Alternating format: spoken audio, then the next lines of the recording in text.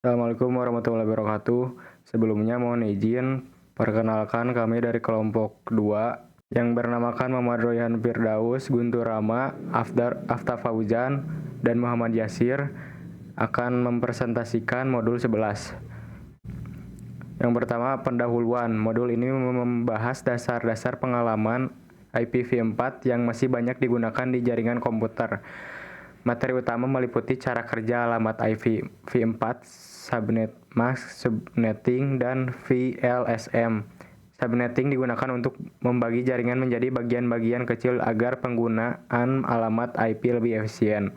Mengapa harus mengambil modul ini? Walaupun IPv6 mulai digunakan, IPv4 masih dipakai di banyak jaringan sehingga administrator jaringan tetap harus memahaminya. Modul ini membantu memahami cara menentukan alamat jaringan, membagi subnet, serta mengelola jaringan dengan lebih baik. Di dalam modul juga terdapat latihan, video, paket tracer, dan lab untuk membantu praktik. Apa yang akan dipelajari dalam modul ini? Tujuan utama modul adalah mempelajari cara menghitung dan membuat skema subnetting IPv4 secara efisien. Dengan memahami subnetting, jaringan dapat diatur lebih terstruktur dan penggunaan IP menjadi lebih optimal. Alamat IPv4 terdiri dari 32 bit, yang dibagi menjadi dua bagian, yaitu bagian network dan bagian host. Bagian network digunakan untuk menunjukkan jaringan tempat perangkat berada, sedangkan bagian host digunakan untuk mengidentifikasi perangkat tertentu di dalam jaringan tersebut. Semua perangkat dalam jaringan yang sama harus memiliki bagian network yang sama, tetapi bagian host harus berbeda agar setiap perangkat unik. Untuk menentukan bagian network dan host digunakan subnet mask. Subnet mask digunakan untuk membedakan bagian network dan bagian host pada alamat IPv4. Subnet mask terdiri dari bit 1 yang menunjukkan bagian network dan bit 0 yang menunjukkan bagian host. Selain alamat IP dan subnet mask, biasanya perangkat juga membutuhkan default gateway dan DNS agar bisa terhubung ke jaringan lain dan mengakses nama domain. Panjang awalan atau prefix slang adalah cara singkatan menuliskan subnet mask menggunakan tanda garis miring. Contohnya, subnet mask 255.255.255.0 ditulis sebagai garis miring 24 karena memiliki 24 bit bernilai 1. Penulisan ini lebih sederhana dan umum digunakan dalam jaringan komputer.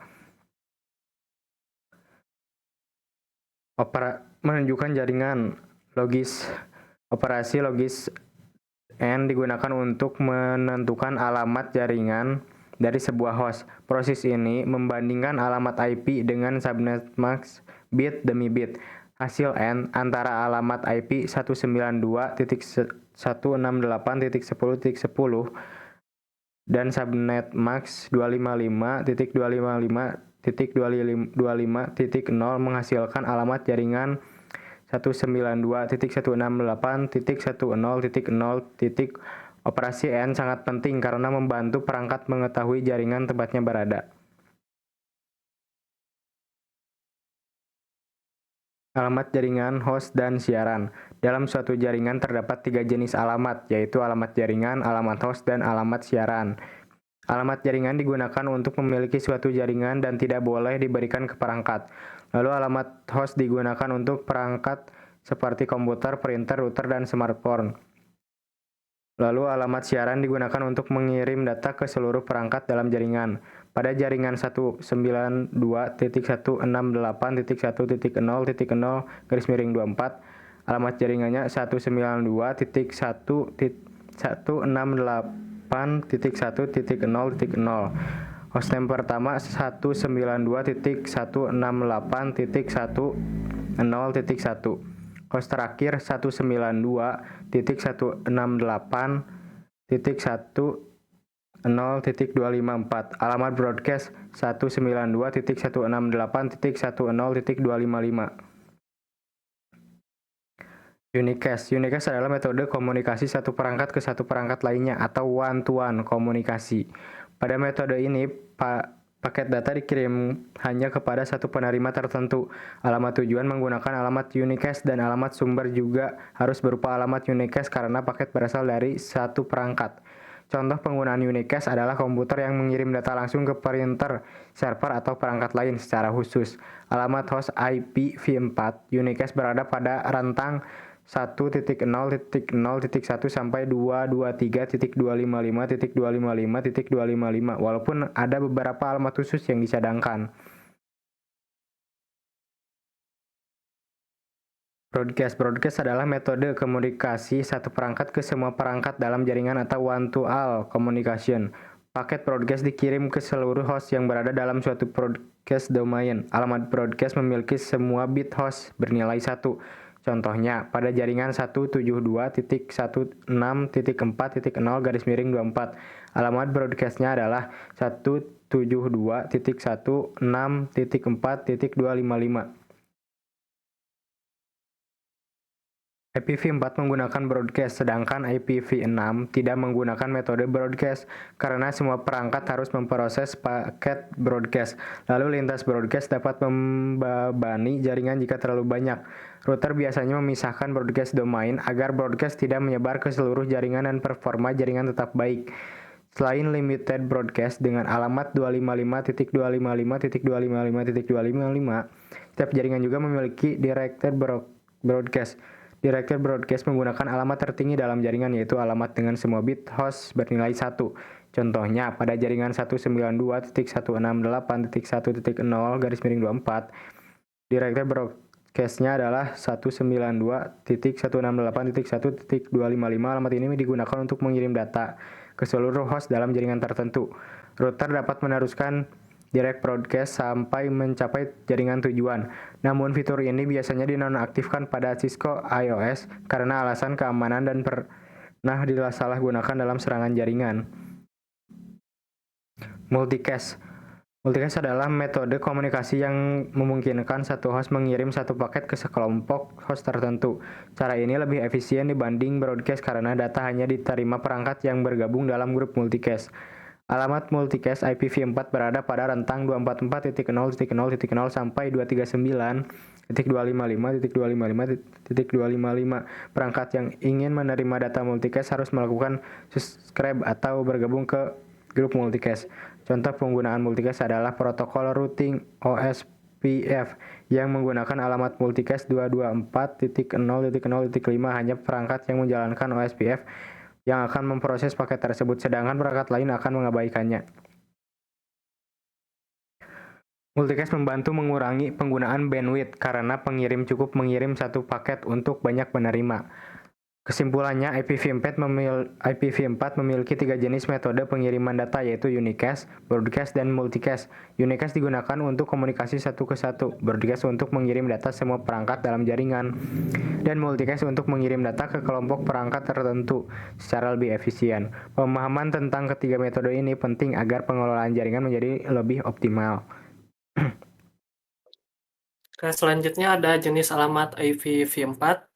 Di sini akan ada beberapa poin yang akan disampaikan. Yang satu, alamat IPv4 publik dan pribadi, 2 perutuan ke internet, 3 penggunaan khusus alamat IPv4, 4 alamat kelas lama, 5 penetapan alamat IP, dan 6 kesimpulan. Pertama, alamat IPv4 publik dan pribadi. Alamat IPv4 dibagi menjadi 2 jenis utama, yaitu alamat publik dan alamat private. Alamat IPv4 publik merupakan alamat yang dapat dirutekan secara global melalui internet sehingga harus bersifat unik di seluruh dunia. Sebaliknya, alamat IPv4 private digunakan untuk komunikasi di dalam jaringan lokal dan tidak dapat langsung diakses dari internet. Alamat private diperkenalkan pada pertengahan tahun 1990-an untuk mengatasi keterbatasan jumlah alamat IPv4 akibat pertumbuhan internet yang sangat cepat. Karena tidak harus unik secara global, alamat private dapat digunakan kembali oleh banyak organisasi yang berbeda. Tentang alamat private yang digunakan saat ini adalah network 10.0.0.0/8 172.16.0.0 sampai 172.31.255.255 dan 192.168.0.0/16. Walaupun IPv4 masih digunakan secara luas, solusi jangka panjang untuk mengatasi keterbatasan alamat adalah penggunaan IPv6. Selanjutnya, peruntukan ke internet. Sebagian besar jaringan internet berada di dalam jaringan. Namun, karena alamat private tidak dapat dirutekan di internet, diperlukan mekanisme khusus agar perangkat tersebut tetap dapat berkomunikasi dengan jaringan global. Mekanisme yang digunakan adalah Network Address Translation atau NAT, yaitu proses menerjemahkan alamat IPv4 private menjadi alamat IPv4 publik sebelum paket dikirim ke internet. NAT biasanya dilakukan oleh router yang menghubungkan jaringan internal ke ISP. Selain itu, organisasi yang memiliki layanan yang dapat diakses dari internet, seperti web server, biasanya menempatkan server tersebut pada area khusus, yaitu disebut DMZ, Demilitarized Zone, dan menggunakan alamat IPv4 publik. Router dalam kondisi ini tidak hanya melakukan perututan, tetapi juga berfungsi sebagai NAT dan firewall untuk meningkatkan keamanan jaringan. Selanjutnya, penggunaan khusus alamat IPv4. Selain alamat yang digunakan untuk komunikasi normal, terdapat beberapa alamat IPv4 yang memiliki fungsi khusus. Salah satunya adalah alamat loopback yang berada pada rentang network 127.0.0.0/8 dan digunakan oleh perangkat untuk berkomunikasi dengan dirinya sendiri. Alamat yang paling umum digunakan adalah 127.0.0.1 untuk menguji konfigurasi TCP atau IP. Selain itu, terdapat alamat link lokal atau APIPA pada rentang 169.254.0.0/16 yang diberikan secara otomatis ketika perangkat tidak berhasil memperoleh alamat IP dari server DHCP. Alamat ini memungkinkan komunikasi terbatas dalam jaringan lokal, tetapi tidak dapat digunakan untuk mengakses internet. Penggunaan alamat-alamat khusus ini sangat penting dalam proses pengujian, konfigurasi, dan pemecahan masalah jaringan. Selanjutnya, alamat kelas lama. Pada awal perkembangan internet, IPv4 menggunakan sistem pengalamatan berkelas atau classful addressing yang membagi alamat menjadi kelas A, B, dan C. Kelas A dirancang untuk jaringan yang sangat besar dengan lebih dari 16 juta host per jaringan. Kelas B untuk jaringan menengah dengan sekitar 65.000 host, dan kelas C untuk jaringan kecil dengan maksimum 254 host. Selain itu, terdapat kelas D yang digunakan untuk multicast dan kelas E untuk keperluan eksperimen. Meskipun sistem ini sederhana, banyak alamat yang terbuang karena ukuran jaringan yang terlalu besar atau terlalu kecil dibanding kebutuhan pengguna. Oleh karena itu, sistem pengalamatan berkelas akhirnya digantikan oleh pengalamatan tanpa kelas atau CIDR yang lebih efisien. Selanjutnya, penetapan alamat IP. Alamat IPv4 publik harus unik agar tidak terjadi konflik di internet. Pengelolaan alamat IP dilakukan oleh Internet Assigned Number Authority atau IANA yang bertugas mengalokasikan blok alamat ke Regional Internet Registry atau RIR. Selanjutnya, RIR mendistribusikan alamat tersebut kepada ISP dan organisasi yang membutuhkan. Terdapat 5 RIR utama di dunia, yaitu APRINIC untuk Afrika, APNIC untuk kawasan Asia Pasifik, ARIN untuk Amerika Utara, LACNIC untuk Amerika Latin dan Karibia, serta INCC untuk Eropa, Timur Tengah, dan Asia Tengah. Indonesia termasuk dalam wilayah APNIC, sistem pengelolaan ini memastikan distribusi alamat IPv4 dilakukan secara teratur dan efisien. Jadi, kesimpulan jenis alamat IPv4 memiliki peran yang berbeda dalam jaringan komputer. Alamat publik digunakan untuk komunikasi melalui internet, sedangkan alamat privat digunakan dalam jaringan lokal dan memerlukan NAT untuk mengakses internet.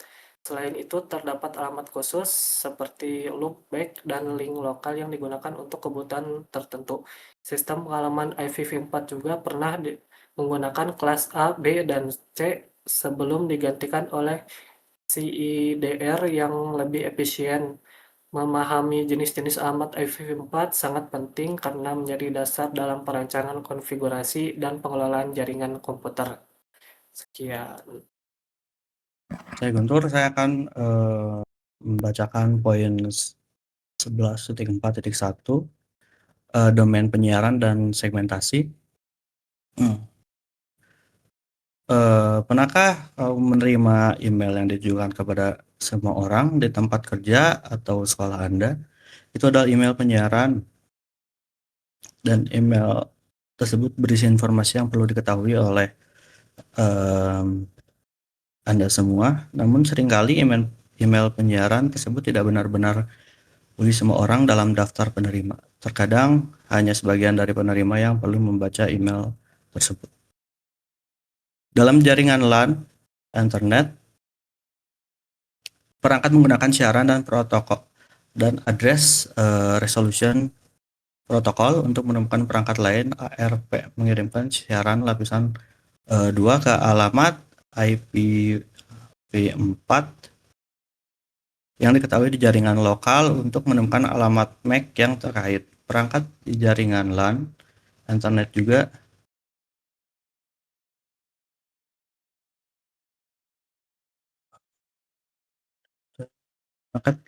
Internet juga menemukan perangkat lain menggunakan layanan. Sebuah host biasa memperoleh konfigurasi alamat IP4-nya menggunakan protokol konfigurasi host dinamis atau DHCP yang mengirimkan siaran di jaringan lokal untuk menemukan server DHCP. Switch menyebarkan siaran ke semua antarmuka kecuali antarmuka tempat siaran tersebut diterima. Misalnya, jika sebuah switch dalam gambar tersebut menerima siaran, ia akan meneruskannya ke switch lain dan pengguna lain yang terhubung ke jaringan.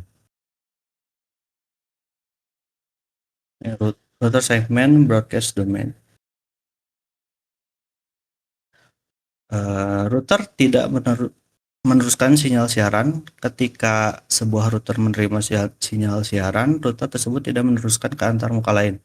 Misalnya ketika router 1 R1 ini menerima sinyal siaran pada antarmuka gigabit internet 0.0, router tersebut tidak meneruskannya ke antarmuka lain. Oleh karena itu, setiap antarmuka router terhubung ke domain siaran dan sinyal siaran hanya diteruskan di dalam domain siaran tersebut. 11.4.2 masalah pada domain penyiaran yang besar. Domain penyiaran yang besar adalah jaringan yang menghubungkan banyak host. Masalah pada domain penyiaran yang besar adalah bahwa host-host ini dapat menghasilkan penyiaran yang berlebihan dan berdampak negatif pada jaringan.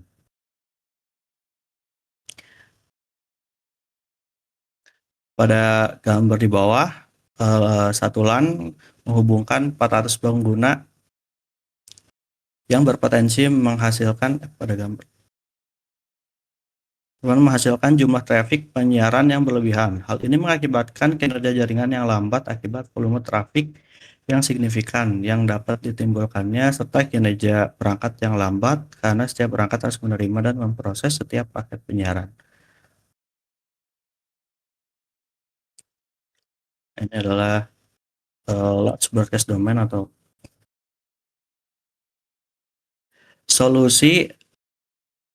solusinya adalah dengan meredus atau memperkecil ukuran jaringan untuk menciptakan domain siaran yang lebih kecil melalui proses yang disebut subnetting. Ruang jaringan yang lebih kecil ini disebut subnet.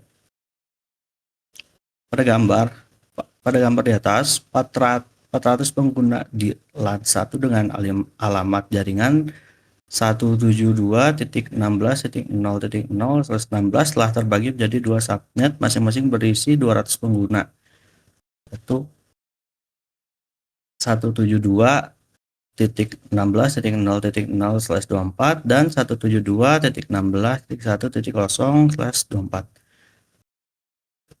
Sinyal siaran hanya disebarkan di dalam domain siaran yang lebih kecil. Oleh karena itu, siaran di LAN 1 tidak akan tersebar ke LAN 2. Ini adalah komunikasi antar jaringan. Perhatikan bagaimana panjang prefix telah berubah dari satu jaringan /16 menjadi dua jaringan /24. Inilah dasar dari subnetting menggunakan bit host untuk membuat subnet tambahan. Istilah subnet dan jaringan seringkali digunakan secara bergantian. Sebagian besar jaringan merupakan subnet dari blok alamat yang lebih besar. Oke, selanjutnya 11.4.3 adalah alasan pemecahan jaringan. Pemecahan pemecahan subnet mengurangi lalu lintas jaringan secara keseluruhan dan meningkatkan kinerja jaringan. Hal ini juga memungkinkan administrator untuk menerapkan kebijakan keamanan seperti menentukan subnet mana yang diizinkan atau tidak diizinkan untuk berkomunikasi satu sama lain. Alasan lainnya adalah hal ini mengurangi jumlah perangkat yang terpengaruh oleh lalu lintas siaran yang tidak normal akibat kesalahan config. Masalah perangkat keras atau perangkat lunak atau virus jahat. Terdapat berbagai cara menggunakan subnet untuk membantu mengelola perangkat jaringan. Ini adalah ilustrasi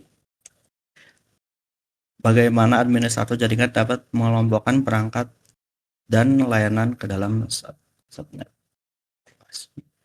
grup untuk tipe device-nya. Administrator jaringan dapat membuat subnet dengan menggunakan pembagian apapun yang sesuai untuk jaringan tersebut. Subnet tersebut menggunakan panjang prefix yang lebih panjang untuk mengidentifikasi jaringan. Memahami cara melakukan subnetting pada jaringan merupakan keterampilan dasar yang harus dikuasai oleh semua administrator jaringan. Berbagai metode telah dikembangkan untuk membantu memahami proses ini. Meskipun pada awalnya terasa sedikit membingungkan, perhatikan detailnya dengan sesama dan dengan latihan akan menjadi lebih mudah proses subnettingnya.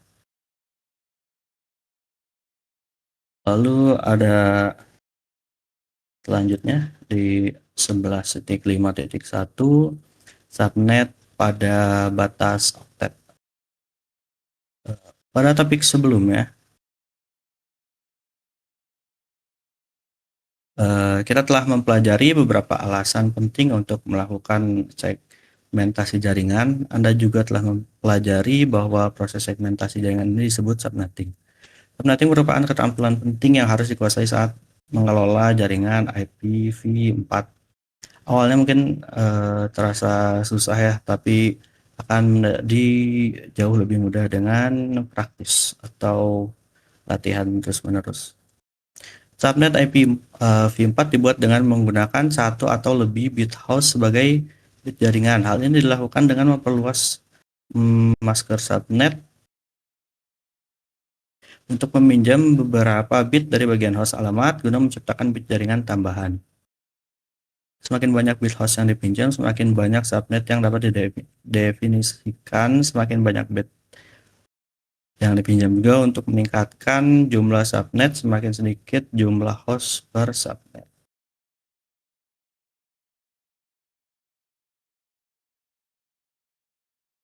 Dan jaringan paling mudah dibagi menjadi subnet pada batas oktet 8, 16, dan 24. Tabel ini mengidentifikasikan panjang prefix tersebut. perhatikan bahwa penggunaan panjang private yang lebih panjang akan mengurangi jumlah host per subnet. Ini adalah pembagian subnet yang tadi diberitahukan di sini ya, /8, /16, dan /24. Untuk memahami bagaimana subnetting pada batas oktet dapat berguna, pertimbangkan contoh berikut. Asumsikan sebuah perusahaan telah memilih alamat private di 10.0.0.0/8 sebagai alamat jaringan internalnya. Alamat jaringan tersebut dapat menghubungkan ke network address 16.777.214 host dalam satu domain penyiaran. Jelas memiliki lebih dari 16 juta host pada satu subnet bukanlah hal yang ideal. Perusahaan dapat melakukan subnetting lebih lanjut pada address 10.0.0.0/8 pada batas oktet /16 seperti yang ditunjukkan pada tabel berikut. Sebagai alternatif, berikut lalu untuk tabelnya, dan sebagai alternatif perusahaan dapat memilih untuk membagi subnet jaringan 10.0.0.0/8 pada batas oktet /24 seperti yang ditunjukkan dalam tabel di atas. Hal ini memungkinkan perusahaan untuk mendefinisikan 65.536 subnet yang masing-masing mampu menghubungkan 254 host.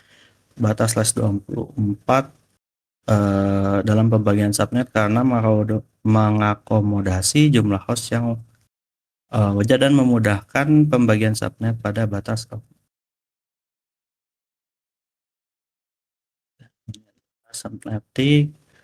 Pembagian subnet jaringan di 10.0.0.0/8 memakai /24 prefix. Ini adalah tabelnya. Dan selanjutnya di 11.5.2 subnet dalam batas oktet.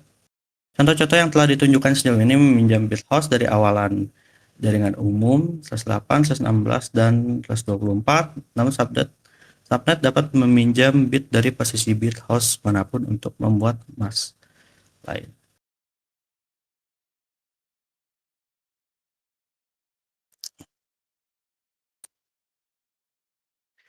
Misalnya alamat jaringan /24 umumnya di subnet menggunakan panjang prefix yang lebih panjang dengan meminjam bit dari oktet keempat. Hal ini memberikan fleksibilitas tambahan kepada administrator saat mengalokasikan alamat jaringan ke sejumlah perangkat akhir yang lebih sedikit. Dan ada tabel di bawah ini untuk melihat 6 cara menyubnet jaringan /24. Tuh. Ini ya dibagi 6 ya si subnetnya.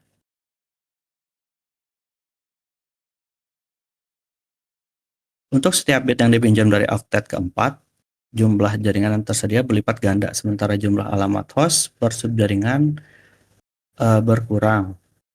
Seperti baris ke-2 /25. Ini yang paling atas, meminjam 1 bit dari oktet keempat menghasilkan 2 subjaringan yang masing-masing mendukung 126 host.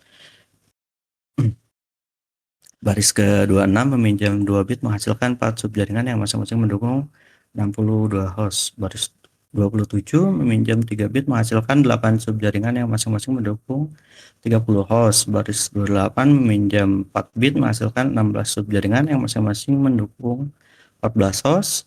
Baris 29 meminjam 5 bit menghasilkan 32 subjaringan dan mendukung 6 host. Baris terakhir yaitu baris 30 meminjam 6 bit menghasilkan 64 subjaringan yang masing-masing mendukung 2 host. Ini ada 2 video memberi pengertian tentang subnet mask. Bisa langsung dilihat saja. Dan ini pengertian apa itu magic number. Dan ini ada latihan untuk membagi jaringan IPv4 ke dalam subnet Cisco. Sekarang saya akan langsung ke praktek di package tracer. Di sini sudah ada topologi yang terdiri dari satu custom router, dua switch, dua PC, dan ISP router. Tujuan dari praktek ini membuat LAN A dan LAN B saling terhubung menggunakan subnetting. Pertama-tama saya akan menghitung networknya. Di sini kita akan langsung saja, kita mempunyai network utama yaitu 192.168.0.0/24. Kebutuhan untuk LAN A kita harus minimal 50 host dan LAN B minimal 40 host. Jadi di sini akan saya menggunakan subnet yang /26 karena punya 4 subnet. Tiap subnetnya bisa menampung 62 host. Jadi hasil subnet /26-nya ada 4, yaitu 192.168.0.0/26 dan seterusnya. Jadi LAN A akan memakai subnet pertama dan LAN B memakai subnet yang kedua. Oke, selanjutnya kita bakal langsung ke customer router, masuk ke CLI. Kita di sini langsung enter saja. Pertama-tama kita akan mengubah hostname-nya terlebih dahulu. Oke, kita masuk ke enable, lalu ke configure terminal. Setelah itu kita langsung saja mengubah hostname-nya.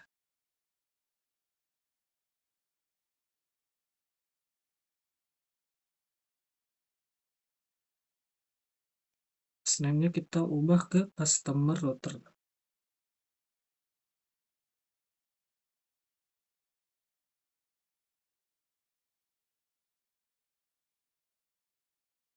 Oke, kita langsung saja enter. Oke, di sini sudah terlihat kita sudah berhasil untuk mengubah hostname-nya. Lalu kita harus membuat password terlebih dahulu dengan menggunakan enable secret terlebih dahulu.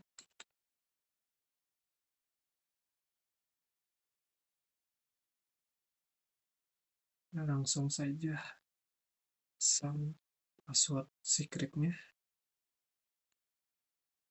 Oke, sekarang kita langsung ke line console.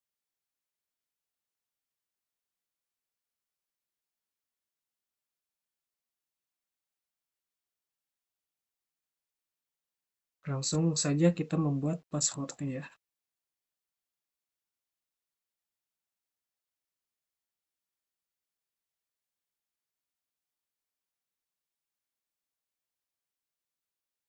Oke, untuk mengaktifkan passwordnya, kita langsung login.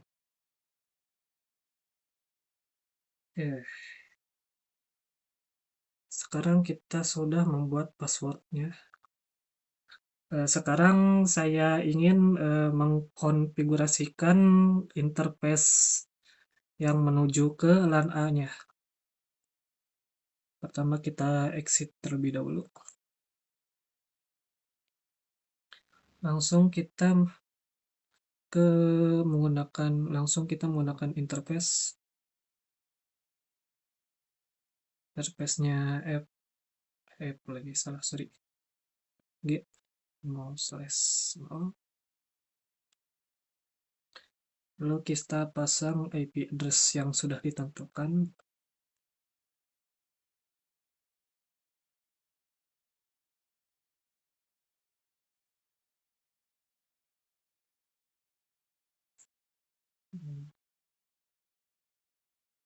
Sininya kita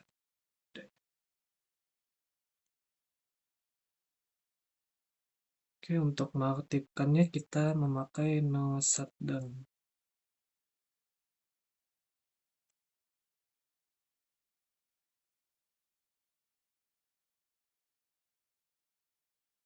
Oke, berhasil ya. Selanjutnya kita ke bagian configure interface-nya yang menuju ke LAN B. Lalu kita enter.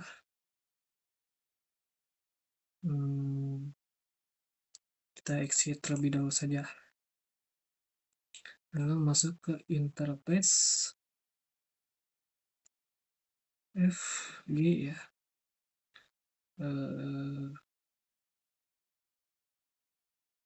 Key 0/1. Nah, langsung kita memakai IP address, memasukkan IP address-nya yang sudah ditentukan.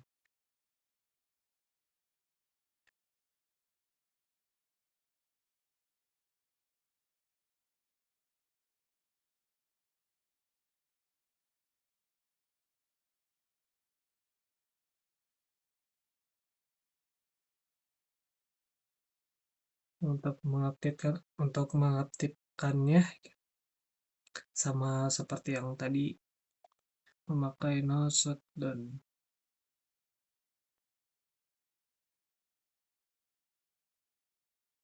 Oke, berhasil ya. Setelah kita memasang configure interface dari LAN A dan LAN B-nya, langsung saja kita ke switch untuk mengaktifkan gateway-nya ya. Pertama-tama kita enable, lalu configure terminal ya. Di sini kita akan menggunakan memakai interface VLAN 1 ya. Lalu kita akan memasang IP address yang sudah ditentukan.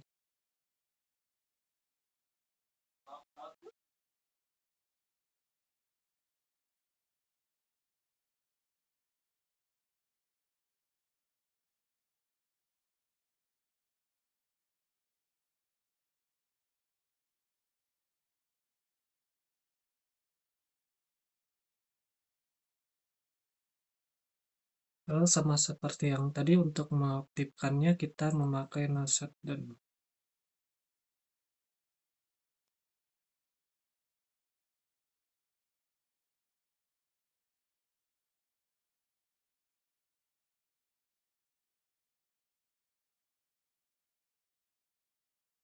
Nah, sudah berhasil, kita akan mengisi untuk IV default gateway-nya ya. Pertama-tama kita exit terlebih dahulu, lalu langsung memakai IV default gateway.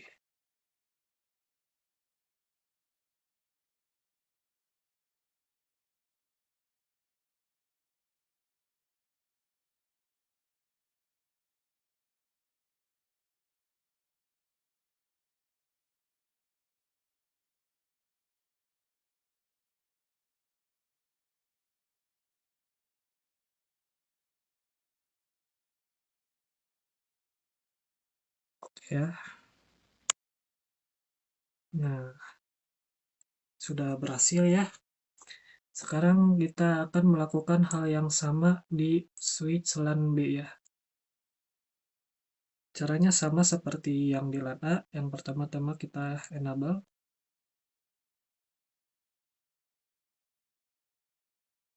Lalu kita ke configure terminal. Lalu kita ke interface.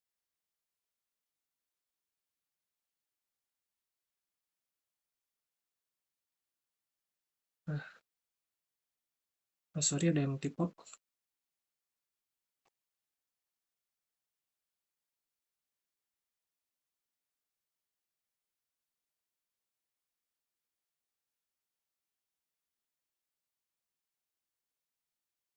Oke. Kita akan memasukkan IP address-nya yang sudah ditentukan ya. 92.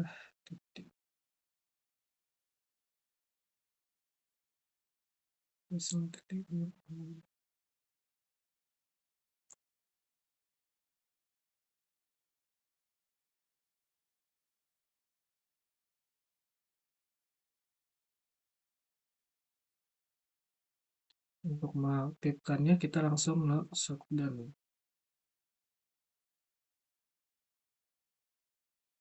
Oke, sekarang kita akan memasang IV gateway-nya.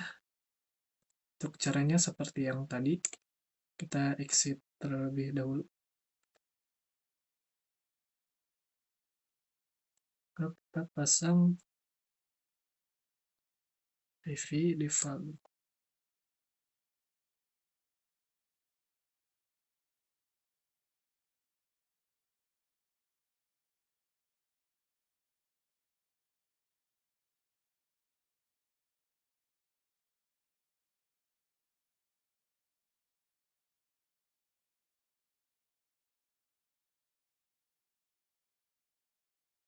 Ya sudah ya.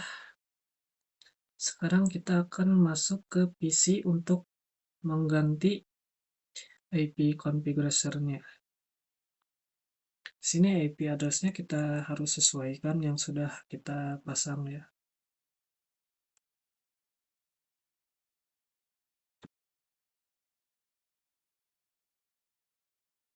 Nah, di sini ujungnya ganti saja. Dan default gateway-nya harus sesuai.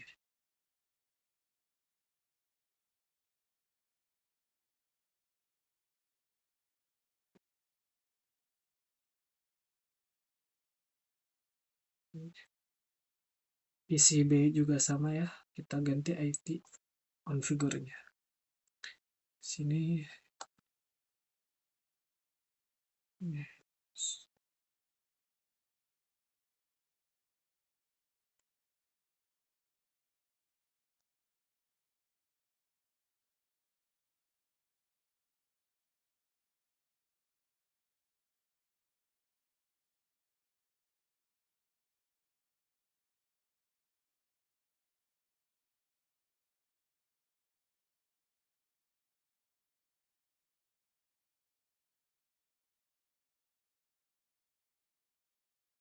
oke, sudah. Sekarang PC switch sama routernya sudah saling terhubung. Untuk mengeceknya kita akan memasukkan ping di PC A, masuk ke command prompt, lalu kita ping terlebih dahulu.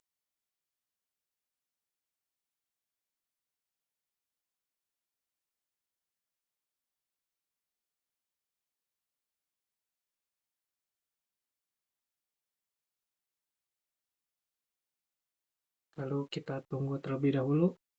Kalau request timeout seperti ini, artinya kita sudah berhasil, tapi di sini ada sedikit error. Yang harus kita lakukan adalah ping sekali lagi.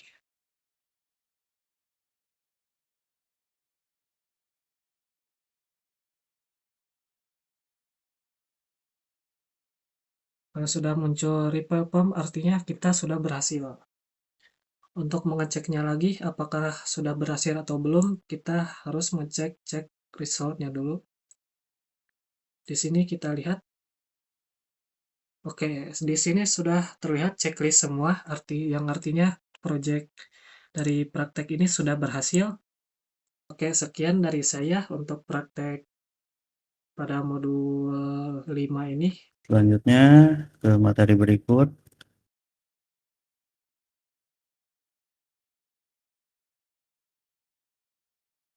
Di 11.6.1 membuat subnet dengan awalan /16 prefix. Beberapa metode pembagian subnet lebih mudah daripada yang lain. Topik ini menjelaskan cara membuat subnet yang masing-masing memiliki jumlah host yang sama. Dalam situasi yang membutuhkan jumlah subnet yang lebih banyak, diperlukan jaringan IPv4 yang memiliki lebih banyak bit host yang tersedia untuk digunakan. Misalnya alamat jaringan 172.16.0.0 memiliki masker default atau default mask 255.255.0.0 atau /16. Alamat ini memiliki 16 bit pada bagian jaringan dan 16 bit pada bagian host. Ke-16 bit pada bagian host tersebut tersedia untuk dipinjam guna membuat subnet. Nah, tabel ini menyoroti semua skenario yang mungkin untuk pembagian subnet pada prefix /16. Ada beberapa tabel ini.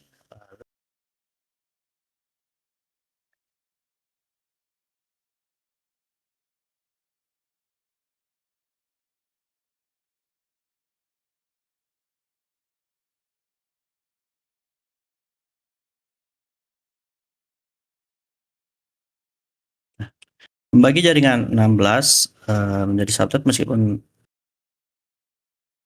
Anda tidak perlu menghafal tabel ini ya. Kalian tidak perlu menghafal tabel ini, tidak perlu memahami dengan baik bagaimana setiap nilai dalam tabel dihasilkan. Alasan tabel ini besar adalah karena terdapat 8 bit tambahan yang dapat dipinjam sehingga jumlah subnet dan host menjadi lebih besar. Selanjutnya di 11.6.2 membuat 100 subnet dengan prefix /16. Sebuah perusahaan besar yang membutuhkan setidaknya 100 subnet dan telah memiliki private address atau alamat private 172.16.0.0/16 sebagai alamat jaringan internal. Saat meminjam bit dari alamat atau address /16, malah meminjam bit pada oktet ketiga dari kiri ke kanan. Pinjam 1 bit pada satu waktu hingga jumlah bit yang diperlukan untuk membuat 100 subnet tercapai. Gambar tersebut menampilkan jumlah subnet yang dapat dibuat saat meminjam bit dari oktet ketiga dan keempat. Perhatikan bahwa kini terdapat hingga 14 bit host yang dapat dipinjam. Gambarnya. Lalu untuk memenuhi kebutuhan 100 subnet bagi perusahaan tersebut diperlukan peminjaman 7 bits, yaitu 2/7 sama dengan 128 subnet sehingga totalnya menjadi 128 subnet seperti yang ditujukan pada gambar di atas. Dan jaringan 172.16.0.0/23 network.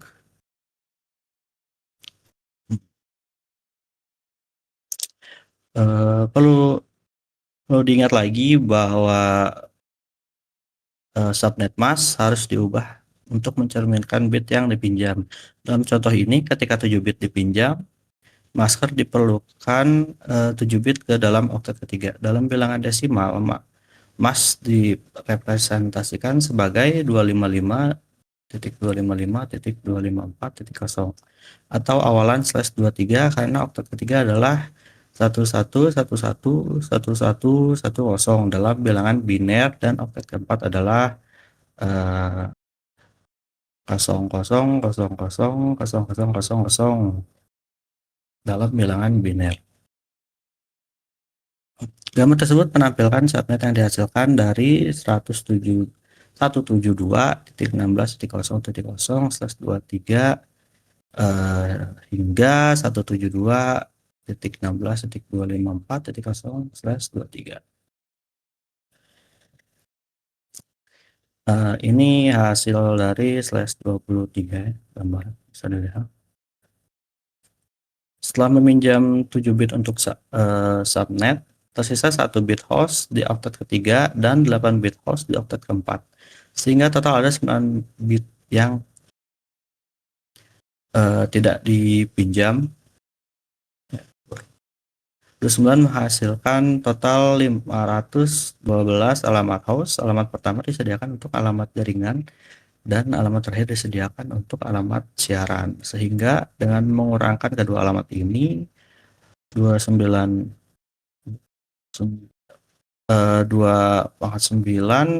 kurang 2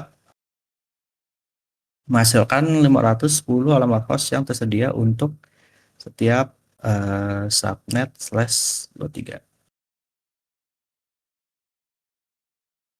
Seperti yang ditunjukkan pada gambar, alamat host pertama untuk subnet adalah 172.168.0.1 dan host terakhirnya adalah 172.168.1.25.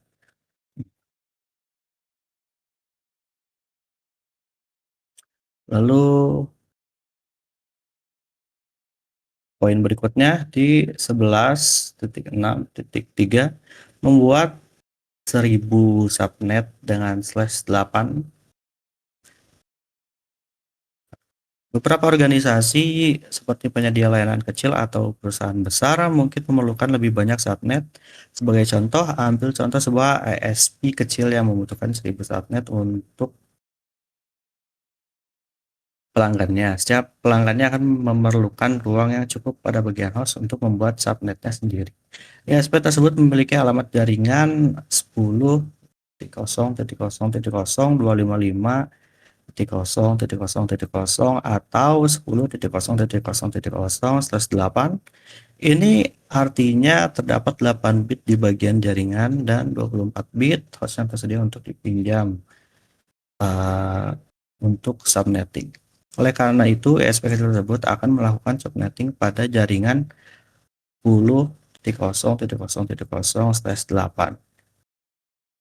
Untuk pembuat subnet, Anda harus meminjam bit dari bagian host alamat IP 4 jaringan yang ada, mulai dari kiri ke kanan dengan bit host pertama yang tersedia. Pinjam 1 bit pada satu waktu hingga mencapai jumlah bit yang diperlukan untuk membuat 1000 subnet. Seperti yang ditunjukkan pada gambar, Anda perlu meminjam 10 bit untuk membuat 1024 subnet. Ya, karena 2/10 sama dengan 1024. Ini mencakup 8 bit 8 bit pada oktet kedua dan 2 bit tambahan pada oktet ketiga. Adalah jumlah subnet yang dibuat 10 bit.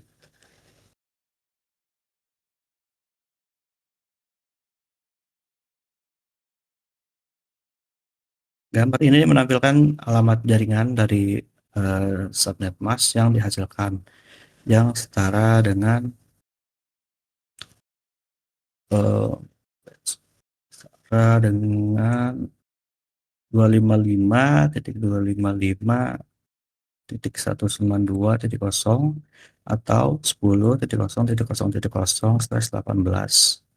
Nah, ini contoh jaringan yang sudah di-convert 10.0.0.0/18. Gambar ini menunjukkan subnet yang dihasilkan dari peminjaman 10 bit yang menghasilkan subnet mulai dari 10.0.0.0/18 ke 10.255.192.0/18, dan ini untuk hasilnya. Gambar yang dihasilkan.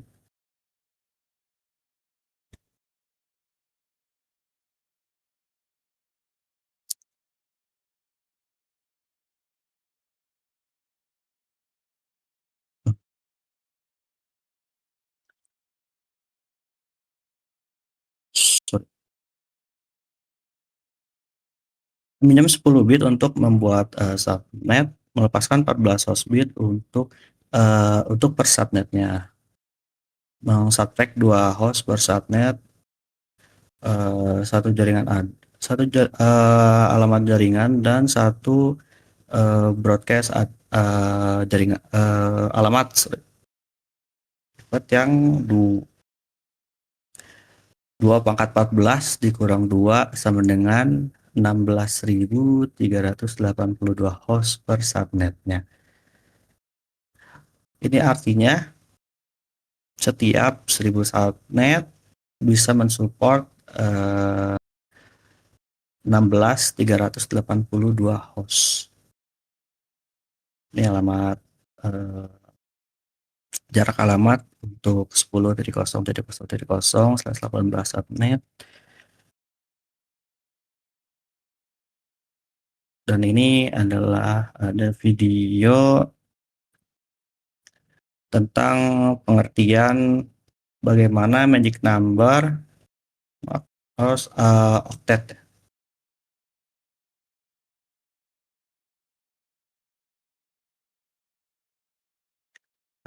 Aktivitas next point 11.6.5 aktivitas mengkalkulasi subnet mask.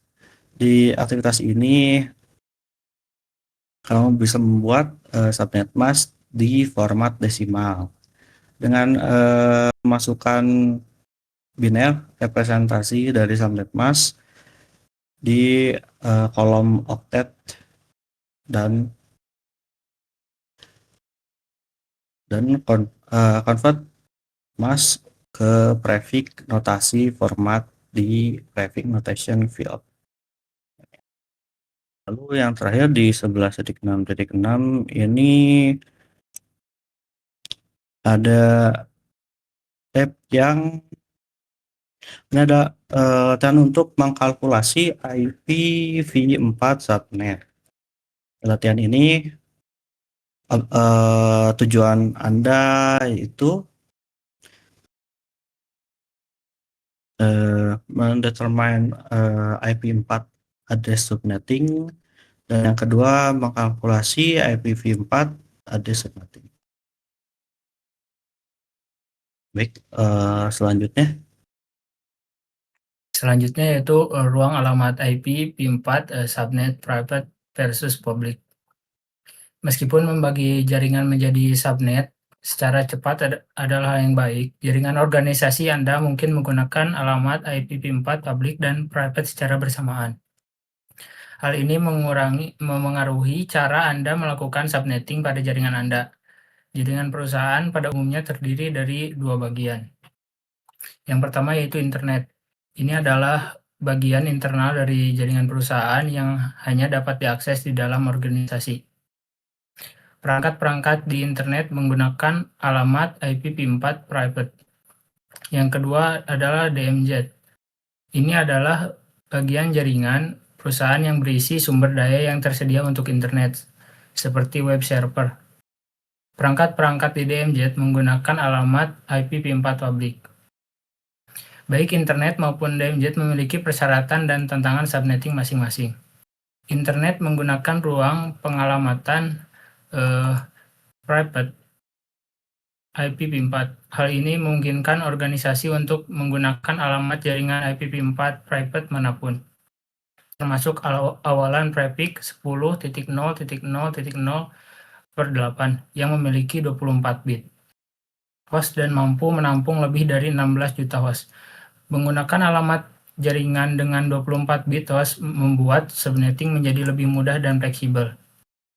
Ini termasuk melakukan subnetting pada batas oktet menggunakan awalan per 16 atau per 24.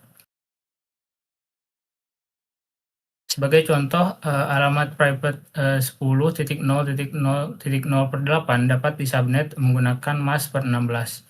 Ini akan menghasilkan 256 subnet dengan 65.534 host per subnet. Jika organisasi hanya membutuhkan kurang dari 200 subnet, skema ini memberikan ruang alamat host yang lebih dari cukup, sekaligus menyisakan ruang untuk pertumbuhan jaringan.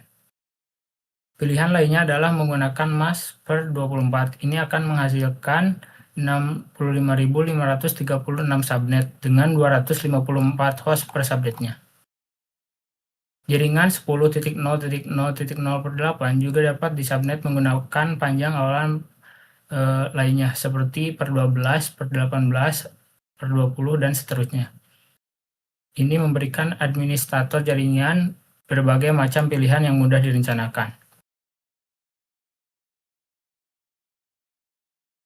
Lalu bagaimana dengan DMZ?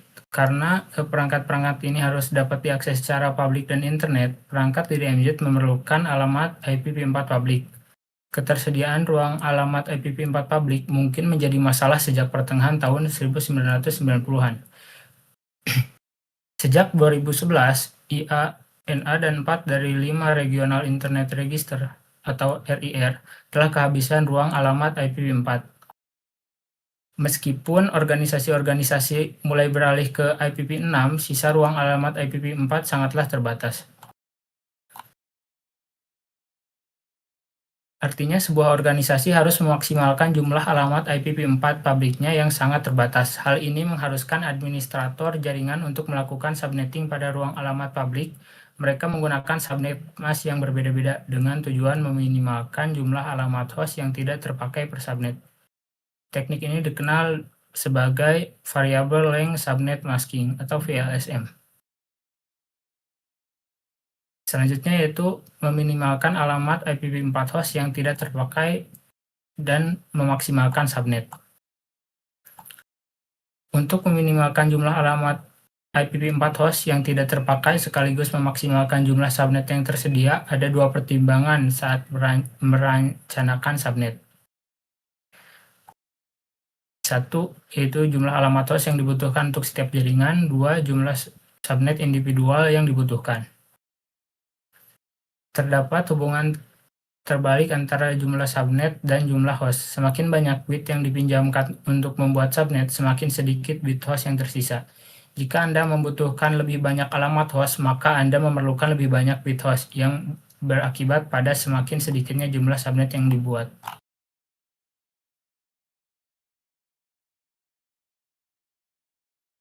Jumlah alamat host yang dibutuhkan di subnet terbesar akan menentukan berapa banyak bit yang harus disisakan di bagian host. Ingat kembali bahwa dua dari alamat tersebut tidak dapat digunakan untuk network ID dan broadcast, sehingga jumlah alamat yang dapat digunakan dapat dihitung dengan rumus 2 pangkat N kurangi 2, di mana N adalah jumlah bit hostnya. Administrator jaringan harus merancang skema pengalamatan jaringan untuk mengakomodasi jumlah maksimum host di setiap jaringan dan jumlah total subnet. Skema pengalamatan ini juga harus memungkinkan adanya pertumbuhan baik dari segi jumlah host per subnet maupun total jumlah subnet di masa depan. Selanjutnya yaitu contoh subnetting IPv4 yang efisien. Dalam contoh ini, sebuah kantor pusat perusahaan telah dialokasi alamat jaringan publik. Itu 172.16.0.0/22 oleh ISP-nya.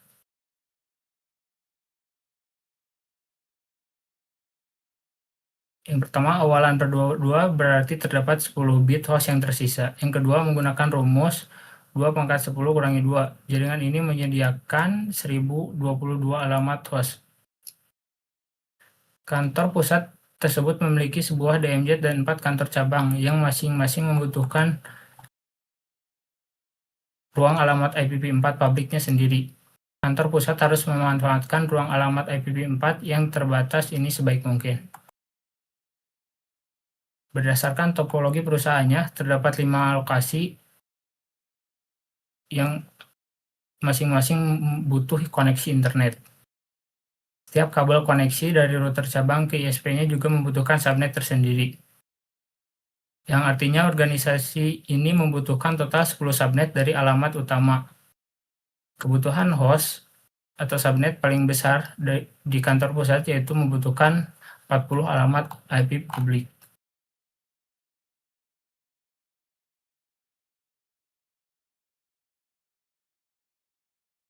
Selanjutnya yaitu aktivitas menentukan jumlah bit yang akan dipinjam. Dalam aktivitas ini Anda diberikan jumlah host yang dibutuhkan, tentukan subnet mask yang dapat mendukung jumlah host seperti yang ditentukan. Mungkin ini bisa langsung dicoba ya.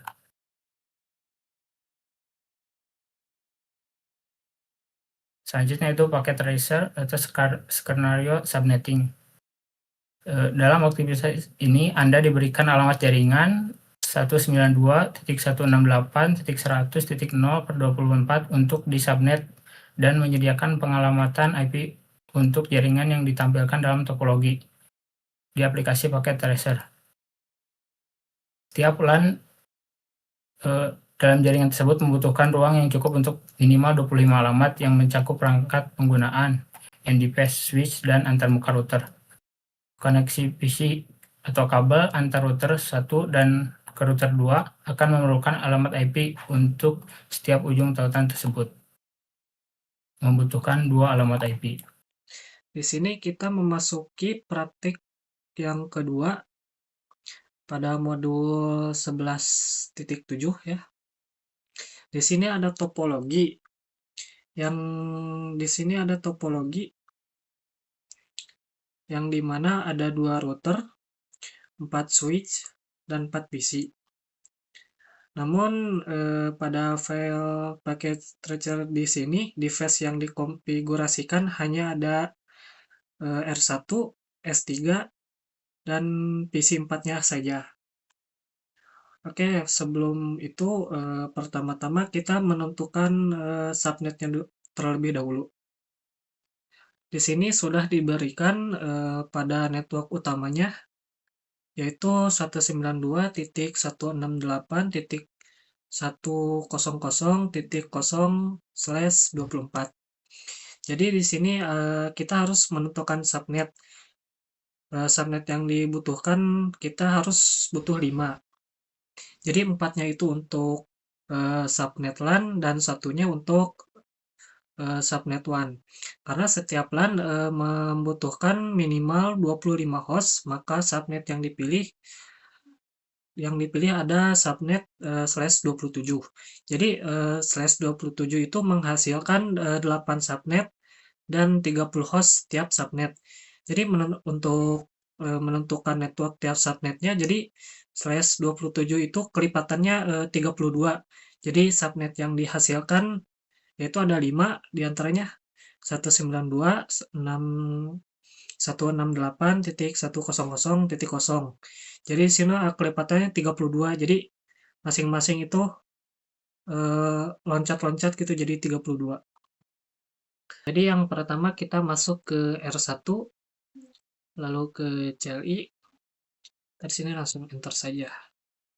Sini nggak perlu ubah hostname ya, kita langsung ke enable. Lalu configure terminal. Di sini kita langsung saja masuk ke interface-nya. Yang pertama yaitu G0/0. Lalu pasang IP yang sudah ditentukan.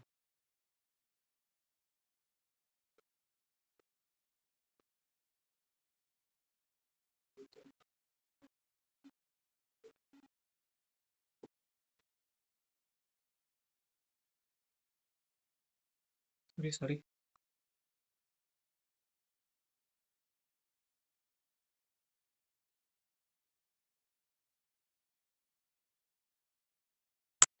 Lalu untuk mengaktifkannya kita no shutdown.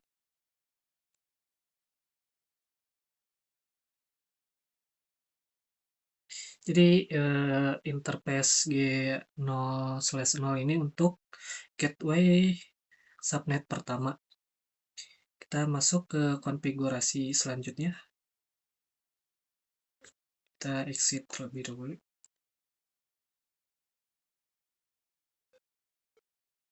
Lalu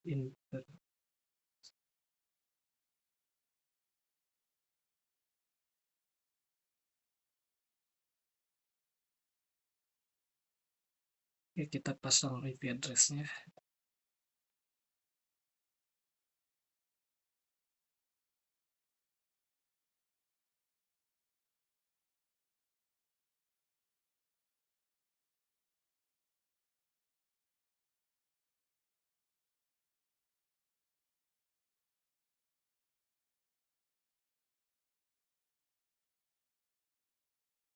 Lalu no shutdown.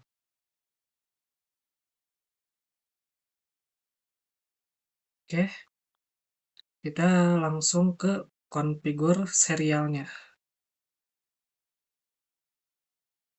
Pertama-tama exit terlebih dahulu. Lalu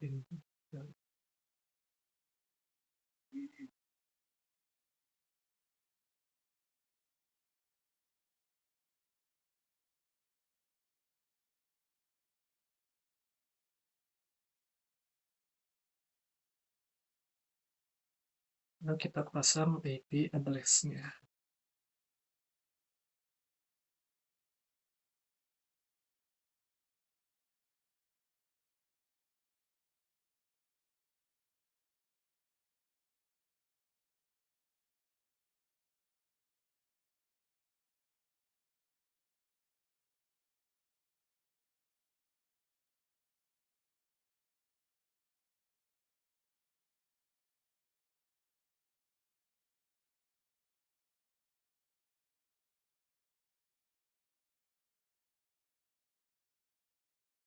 Oke, di sini ada yang berbeda, kita pakai clock rate.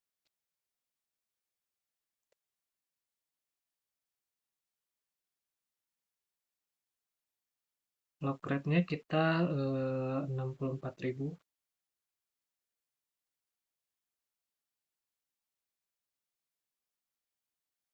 Setelah selesai kita no shutdown.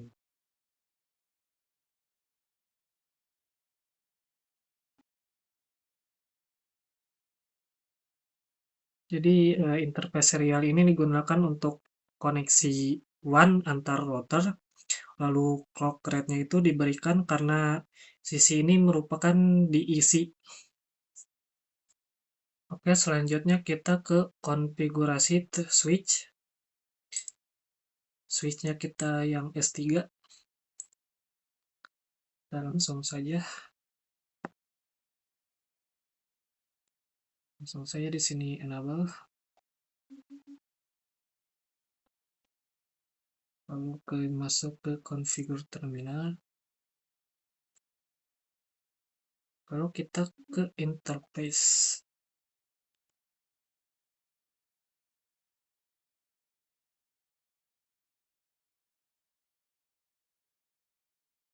Lalu kita pasang IP address-nya.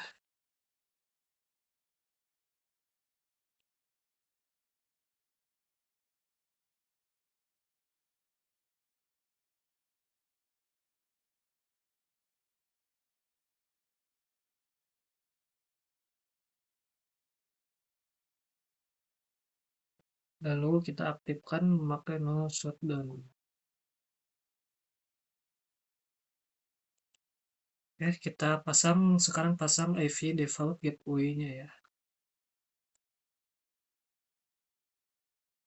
Seperti sebelumnya itu IP default gateway ya.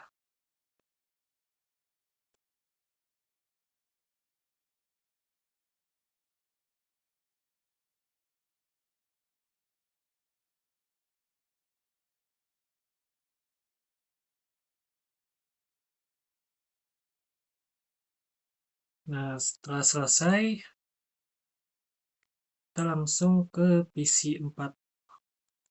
Di sini kita cek apakah IP konfigurasinya sudah ada. Nah, di sini terlihat sudah ada semua yang sudah kita pasang tadi. Sekarang kita langsung aja command prompt untuk mengecek hasilnya. Ping.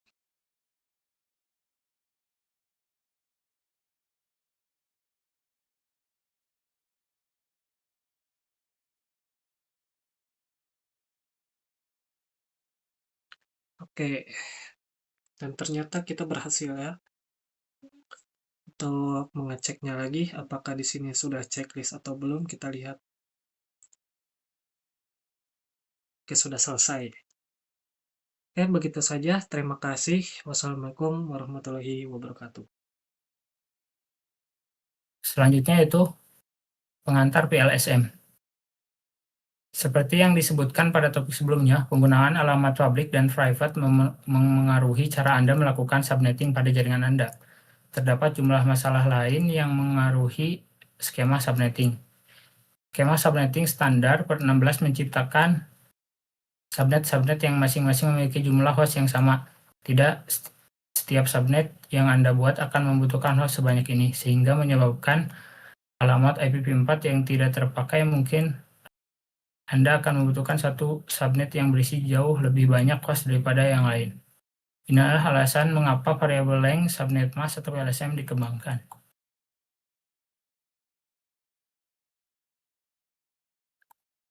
Ini ada dua video, mungkin bisa langsung ditonton ya.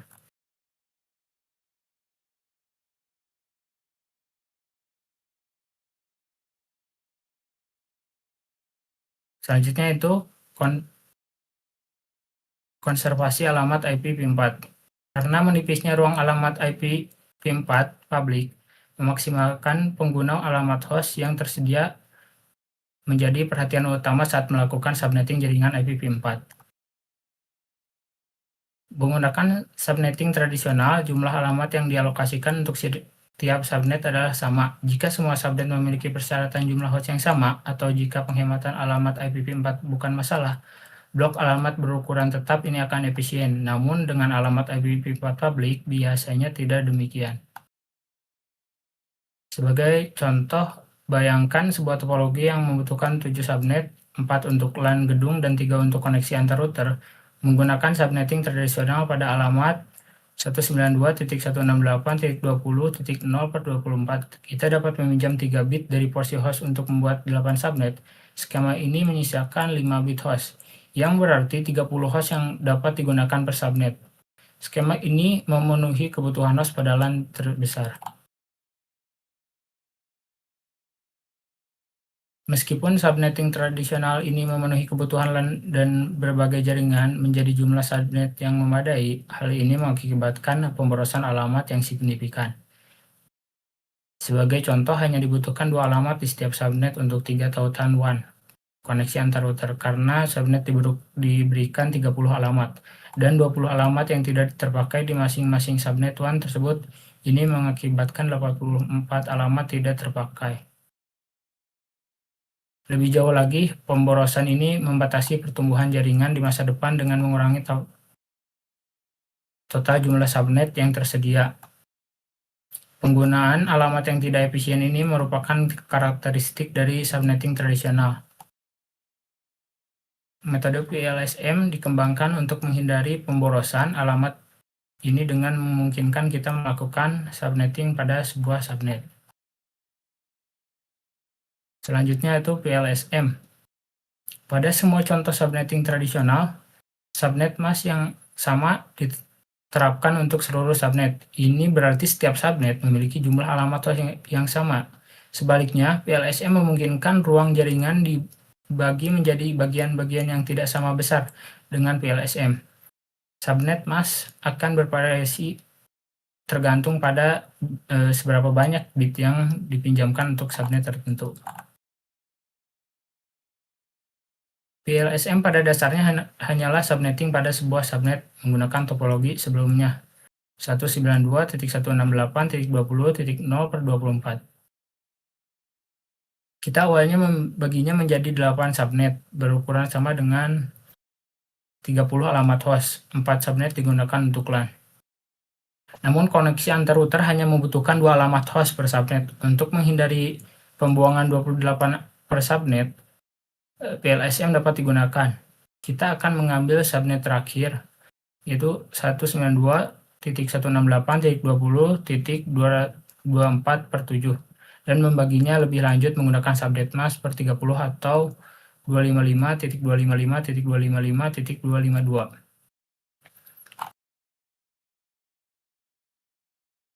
Mengapa per 30? Ingat kembali rumus 2 pangkat N kurangi 2, di mana N sama dengan jumlah bit host yang tersisa. Untuk menyediakan 2 alamat yang dapat digunakan, diperlukan 2 bit host, karena subnet per 27 memiliki 5 bit host. Kita bisa meminjam 3 bit lagi untuk dijadikan bit jaringan, menyisakan tepat 2 bit di porsi host. Memecah subnet ke-7 ini akan menghasilkan 8 subnet kecil berukuran per 30. 3 dari subnet per 30 ini kemudian ditetapkan ketautan antar router.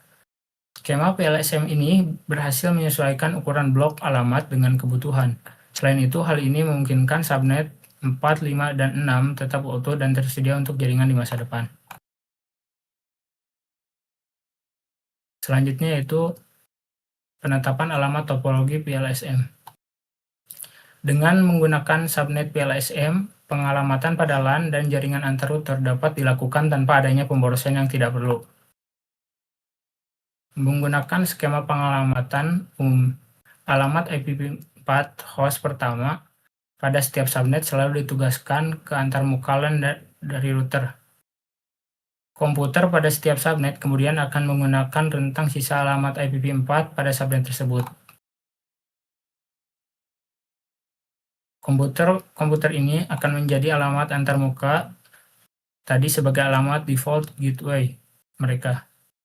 Sebagai administrator, kita dapat membuat tabel alamat jaringan yang menampilkan rentang alamat host yang diperbolehkan untuk digunakan oleh pengguna beserta default gateway yang ditetapkan untuk masing-masing LAN.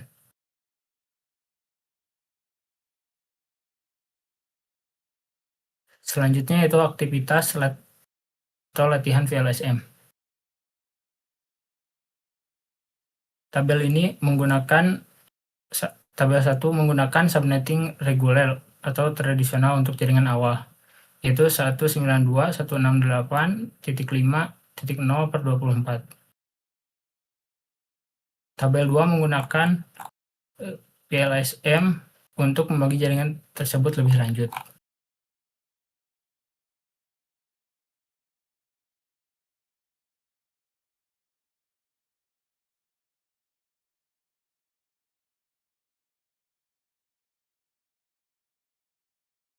Selanjutnya yaitu perencanaan alamat jaringan IPv4.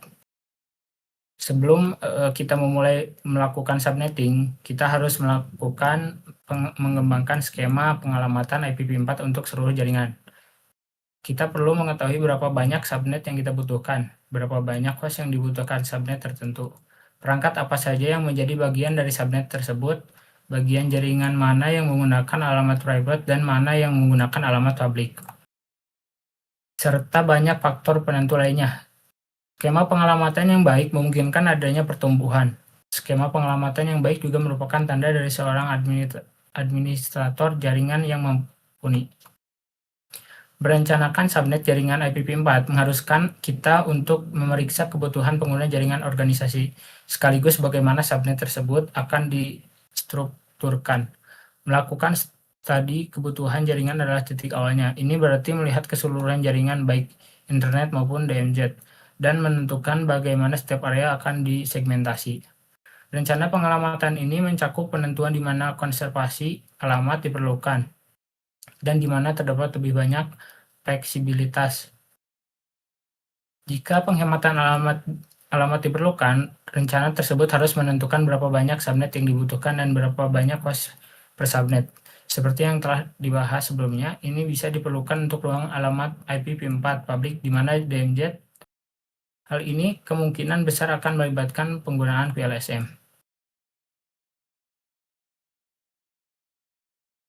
Di dalam internet perusahaan, penghematan alamat biasanya tidak terlalu menjadi masalah. Hal ini sebagai besar berkat penggunaan pengalamatan IPv4 private, termasuk 10.0.0.0/8 yang memiliki lebih dari 16 juta alamat IPv4 host.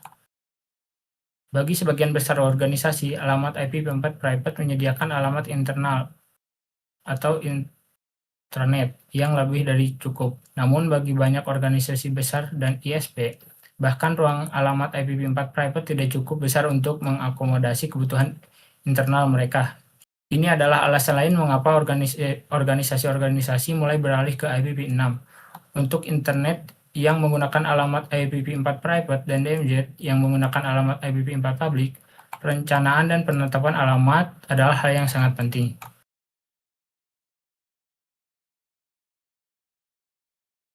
Selanjutnya yaitu penetapan alamat perangkat. Di dalam sebuah jaringan terdapat berbagai jenis perangkat yang membutuhkan alamat. Yang pertama yaitu klien pengguna akhir. Sebagian besar jaringan mengalokasikan alamat IPv4 ke perangkat klien secara dinamis menggunakan DHCP. Ini mengurangi beban staf dukungan jaringan dan secara praktis menghilangkan kesalahan input. Dengan DHCP, alamat hanya disewakan untuk jangka waktu tertentu dan dapat digunakan kembali ketika masa sewanya habis. Ini merupakan fitur penting bagi jaringan yang mendukung penggunaan sementara dan perangkat nirkabel. Mengubah skema subnetting berarti server DHCP perlu dikonfigurasi ulang dan klien harus memperbarui alamat IPv4 mereka. Klien IPv6 dapat memperoleh informasi alamat menggunakan DHCP v6 atau SLAAC. Yang kedua yaitu server dan peripheral. Perangkat ini harus memiliki alamat IP statis yang dapat diprediksi guna sistem penomoran yang konsisten untuk perangkat-perangkat ini. Yang ketiga yaitu server yang dapat diakses dari internet.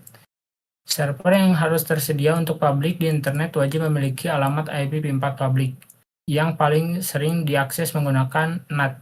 Di beberapa organisasi, server internal harus dibuat agar dapat diakses oleh pengguna jarak jauh. Dalam kebanyakan kasus, server-server ini diberikan alamat private secara internal, dan pengguna diharuskan membuat koneksi virtual private network atau VPN untuk bisa mengakses server tersebut. Hal ini memiliki efek yang sama seolah-olah pengguna tersebut mengakses server secara langsung di sebuah host di dalam internet. Yang keempat yaitu perangkat perantara. Perangkat-perangkat ini diberikan alamat kebutuhan manajemen jaringan, pemantauan, dan keamanan, karena kita harus tahu cara berkomunikasi dengan perangkat perantara. Mereka harus memiliki alamat yang ditetapkan secara statis dan dapat diprediksi. Yang kelima yaitu gateway. Perangkat router dan firewall memiliki alamat IP yang ditetapkan pada setiap antarmukanya, yang berfungsi sebagai gateway. Bagi host-host di jaringan tersebut, biasanya interface router menggunakan alamat terendah dan alamat tertinggi yang tersedia dalam jaringan tersebut. Selanjutnya itu ada praktik dan implementasi PLSM. Mungkin bisa langsung dicoba. Cukup sekian presentasi dari kami. Assalamualaikum warahmatullahi wabarakatuh.